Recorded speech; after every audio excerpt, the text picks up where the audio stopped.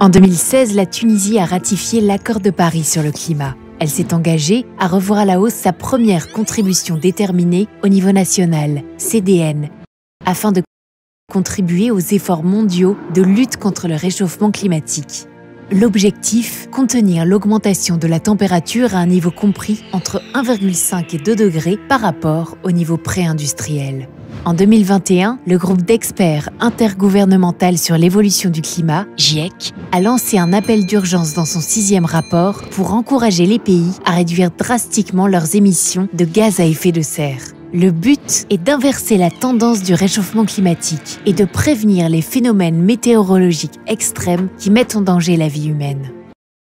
La Tunisie n'a participé aux émissions mondiales qu'à hauteur de 0,07% en 2010. Et pourtant, elle a révisé à la hausse son ambition de réduction des émissions des gaz à effet de serre.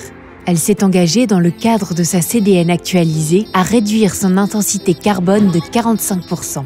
Premier secteur concerné, l'énergie, avec une ambition de réduction des gaz à effet de serre d'environ 73%.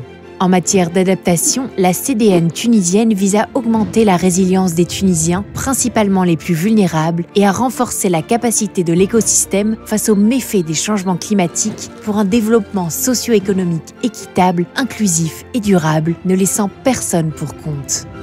La Tunisie est considérée comme très vulnérable aux impacts croissants du changement climatique. La CDN mise principalement sur les mesures visant d'assurer une meilleure sécurité alimentaire, la sécurisation des ressources hydriques, un aménagement de territoires résilients, une justice sociale en réduisant les disparités régionales et la vulnérabilité des populations les plus pauvres et sensibles.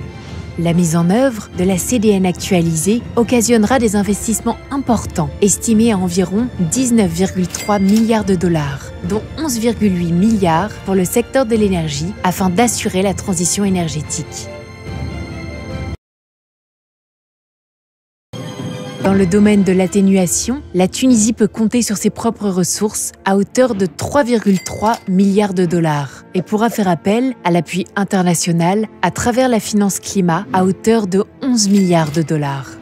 La mise en œuvre de la CDN nécessite des réformes institutionnelles et réglementaires pour améliorer la gouvernance climatique, le renforcement des solutions fondées sur la nature, et une décentralisation de l'action climatique pour améliorer le développement au niveau local.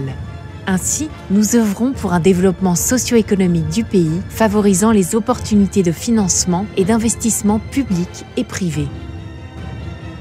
En définitive, la CDN offre à la Tunisie un outil fiable pour atteindre les objectifs de développement durable à l'horizon 2030.